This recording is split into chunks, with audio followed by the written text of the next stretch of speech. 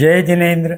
Jain soul इस मेरे channel पे आप हमारे वीडियो देखने के पश्चात लाइक करें, सब्सक्राइब करें और नोटिफिकेशन बेल आइकॉन दबाएं, जिससे आपको हमारे वीडियो की सूचना सबसे पहले प्राप्त होगी। और आप हमें हमारे वीडियो के नीचे दिए गए पेज पर भी फॉलो कर सकते हैं। जय जिनेन्द्र। कोई भी क्रिया ज्ञानपूर्वक की गई तो वह शुद्ध हो सकती है, परंतु सामायिक क्रिया में इस विचार को बहुत महत्व दिया गया है ऐसा लगता नहीं। इसलिए आज हम सामायिक की शुद्धि कैसे हो इस पर कुछ गहन विचार करेंगे। जैन दर्शन की 4 अपेक्षाओं से या 4 दृष्टियों से शुद्धि होना इसकी एक सामान्य प्रणाली है, परंतु इसमें मैं 5वां भी मुद्दा जोड़ूंगा जो भाव शुद्धि का है।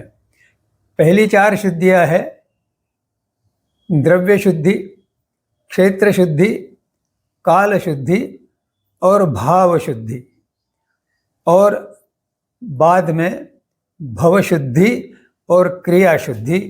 ये 2 शुद्धि के संबंध में विचार करेंगे। द्रव्य शुद्धि। द्रव्य शुद्धि इसमें एक तो वस्त्र क्या पहने हैं और साथ में जो अन्य सामग्री है जैसे आसन है, पूंजनी है, ये किस प्रकार की ली गई है, इसके संबंध में ये बताया गया है कि सादगी पूर्ण हो। रंगीन वस्त्र या रंगीन आसन ये सामायिक की शुद्धि को थोड़ा घटाते हैं, इसलिए संपूर्ण साहित्य सफ़ेद वस्त्र और सफ़ेद रंग का होना चाहिए। यह द्रव्य शुद्धि की दृष्टि से अधिक योग्य है, संगत है। जब हम बोलते हैं तो हमारे उच्चारण का जो ध्वनि निकलता है, इस ध्वनि के साथ अगर भगवान की जो वाणी पर्यावरण में उपस्थित है उसके साथ अनुनाद होना अत्यंत आवश्यक है, अन्यथा सामायिक क्रिया का कोई भी लाभ नहीं मिलेगा। और यह अनुनाद तभी संभव है जब उच्चारण शुद्ध है और वह भगवान की भाषा अर्थात अर्धमागधी में है। और जो पुस्तकें उपलब्ध है, पुस्तिकाएं सामायिक की उपलब्ध है, उनमें इस दृष्टि से कोई विशेष ध्यान नहीं दिया गया है। इसलिए साधक को चाहिए कि वे सही प्रकार से सामायिक की क्रिया की प्रस्तुति जिस पुस्तिका में की गई है वही पुस्तिका संदर्भ के लिए अपने पास रखे। और सामायिक करते समय भी यह देखा गया है कि परिग्रह लोग रखते हैं। जैसे कोई चाबी की घड़ी लगा के बैठा है तो वह अलंकार रूप में है, इसलिए वह परिग्रह है, और सामायिक में अपरिग्रह वृत्ति होनी चाहिए। या कोई रंगीन कपड़ा पहन रख लिया या अकारण किसी से बातचीत कर ली, उच्चारण दोष हो गया। इस प्रकार और भी कई बातें द्रव्य शुद्धि में आती है, उन सब बातों की ओर ध्यान देना आवश्यक है। द्रव्य शुद्धि के पश्चात क्षेत्र शुद्धि भी महत्वपूर्ण है। क्षेत्र मेरी दृष्टि से 2 प्रकार के हैं। एक भौतिक जैसे औषधशाला या घर में किसी नीरव कोने में बैठ के वह की जा सकती है। अब औषधशाला में अगर स्वच्छता नहीं हो, क्योंकि कई बार जो स्थानक है या औषधशाला है इसमें काफ़ी समय तक लोग जाते ही नहीं हैं, इस कारण वह औषधशाला में स्वच्छता रहना कुछ कठिन लगता है। परंतु अगर औषधशाला स्वच्छ है, कारण साधु साध्वी की उपस्थिति वहाँ है, तो वहाँ जाया जा सकता है।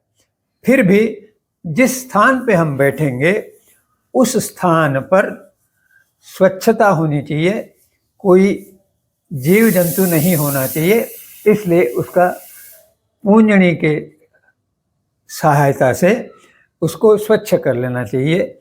यह बैठने के स्थान की शुद्धि हुई। परंतु क्षेत्र के संबंध में एक बात और है, क्षेत्र में हवा का हलन चलन बहुत अच्छा होना चाहिए, जिससे गर्मी या असुविधा का अनुभव न हो और साफ सुथरी हवा का श्वास के लिए उपयोग हो। इसलिए उस स्थान में खिड़कियों की भरमार होनी चाहिए। बहुत सारी खिड़कियां हो तो हवा अच्छी तरह से वहन होती रहती है। और दूसरा, आध्यात्मिक शुद्धि। आध्यात्मिक शुद्धि यह चेतन की दृष्टि से महत्वपूर्ण है। मन तो भौतिक है, परंतु उसकी अचपलता के कारण आध्यात्मिक साधना में व्यवधान आता है। इसलिए मन अचपल करना बहुत आवश्यक है और इसका एक ही उपाय है कि यात्रा भीतर की तरफ हो, मन में किसी प्रकार के भौतिक विचार न हो, तब चित्त की चंचलता को रोकना यह महत्वपूर्ण हो जाता है। चित्त है, चंचल है, उसमें भी विकार होने के कारण किसी न किसी प्रकार से विचार प्रवेश कर जाते हैं और फिर वह चंचल वृत्ति में पहुंच जाता है। इसे रोकने के लिए हमें चित्त को अचंचल बनाना है और वह अचंचल तभी बन सकता है कि किसी प्रकार का विकार उपस्थित न हो।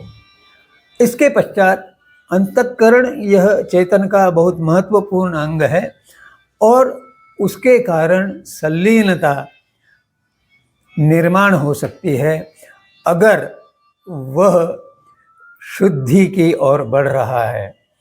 और आत्म यानी स्व या अहम, यह जो है उसकी संगति जो है आत्मा के साथ होना अपेक्षित है।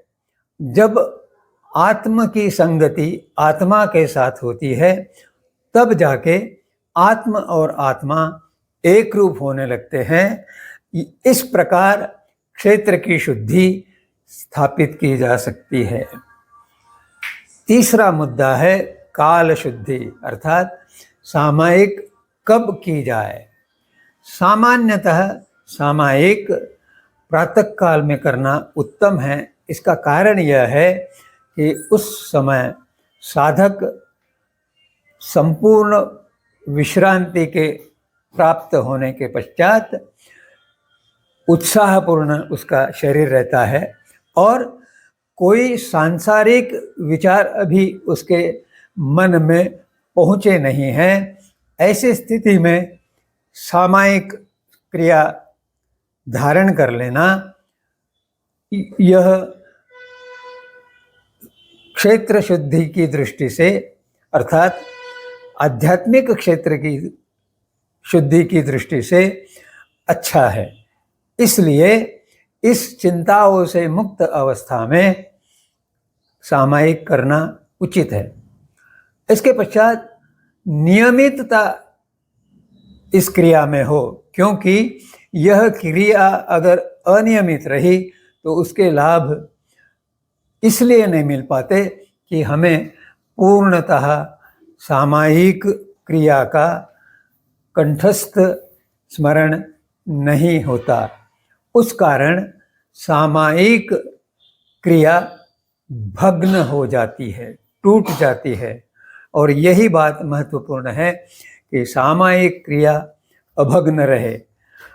भग्न होने के और भी अनेक कारण हैं, जैसे स्थानक में बहुत भीड़ हो जाती है तो उसके पश्चात आगे खिसको इस चक्कर में जब साधक को अपना स्थान बदल करना पड़ता है, वह भी सामायिक विधि की भग्नता है। एक और बात है, साधारणतः साधक मर्यादित सामायिक ही करता है, जिसे 48 मिनट की अर्थात एक सामायिक जो करे उसे इत्वरिक सामायिक कहा जाता है। तो वह काल समाप्त होने पे अपने आप वह सामायिक समाप्त हो जाती है।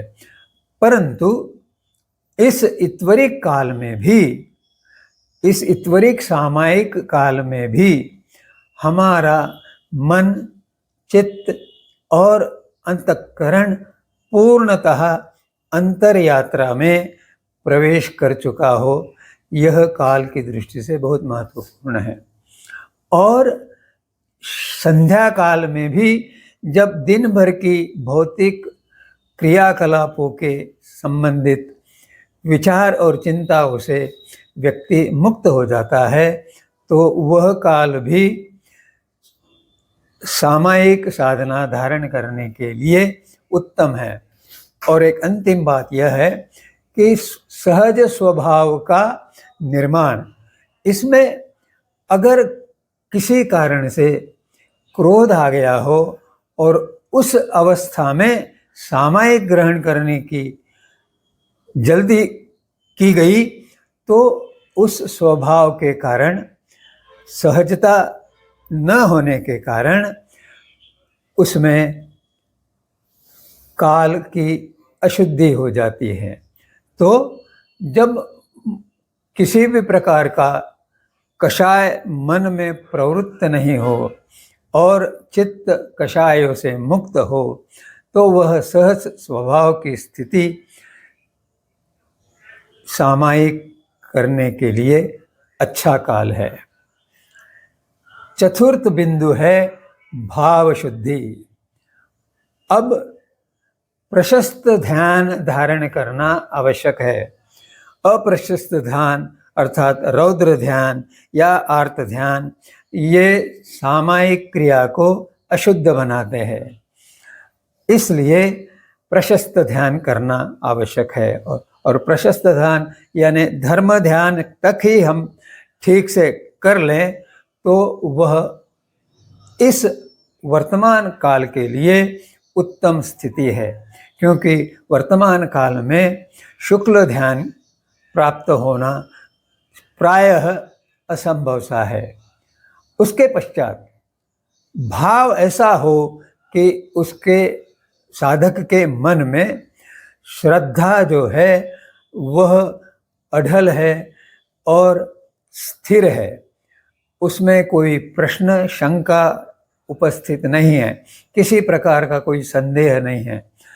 तब जाके निष्ठा का जो विकास होता है वह उस श्रद्धा को और दृढ़ बनाता है, और तब भाव पूर्णतः शुद्ध होने से आत्म और आत्मा में सुसंगति, समरसता उत्पन्न होती है। यही उत्तम भाव स्थिति है। भाव शुद्धि में सत्वेषु मैत्री अर्थात सभी प्रकार के जीवों के साथ मित्रता, गुणीषु प्रमोदम अर्थात गुणी लोगों के साथ प्रमोद, आदर, सम्मान, क्लिष्टेषु जीवेषु कृपा परत्वम, जो कुछ पीड़ा देने वाले हैं उन जीवों के साथ कृपा रखे, क्षोभ न करे, क्रोध न करे, और माध्यस्थ भावम विपरीत वृत्तौ, जो उल्टे विचारों वृत्तियों वाले लोग हैं उनके साथ बातचीत करते हुए माध्यस्थ भाव अर्थात संतुलन रखना, न उनकी निंदा से परेशान होना और न उनकी स्तुति से आनंदित होना। इस प्रकार जो विषम वृत्ति है उन सभी में समभाव रखना, यह भाव की बात है। अब पांचवा मुद्दा है भवशुद्धि। भवशुद्धि यह विश्वास से प्रारंभ होती है। विश्वास आस्था में रूपांतरित होता है और आस्था जो है वह श्रद्धा में पूर्णतः विकसित होने के पश्चात साधना में संलीनता आती है, तब जाके कर्म निर्जरा सघन बनती है और वही साधना का उद्देश्य है। और अंत में क्रिया शुद्धि। क्रिया शुद्धि ये एक तरह से द्रव्य शुद्धि का भी भाग है, परंतु कुछ अन्य बातें द्रव्य में सम्मिलित नहीं होती, इसलिए मैंने इसका अलग से विचार किया है। कुछ लोग परंपराओं में फंसे हुए हैं, जैसे हरेक संप्रदाय की परंपरा भिन्न होने से एक ही दर्शन की क्रियाएं भिन्न भिन्न प्रकार से होने लगती है। रूढ़ियों के कारण भी साधक अपने आप को सामायिक क्रिया शुद्ध करने में अवरोध स्वयं ही उपस्थित करता है। कुछ लोग आडंबर में फंसते हैं, और आडंबर ऐसी वस्तु है कि जो जैन दर्शन में पूर्णतः मना की गई है। इन सभी बातों से जो मुक्त है उसकी क्रिया शुद्ध होने की संभावना है, और तब जाके ऐसा साधक उचित ज्ञान प्राप्त करता है, सम्यक ज्ञान का बहुत अच्छा उत्थान कर लेता है और वह मोक्ष मार्ग पर आरूढ़ हो जाता है। जय जिनेंद्र। मेरे इस वाहिनी में अगर आपको जैन दर्शन संबंधित कोई प्रश्न है तो वे जो कमेंट्स सेक्शन है, कमेंट्स विभाग है, उसमें अवश्य भेजें। धन्यवाद।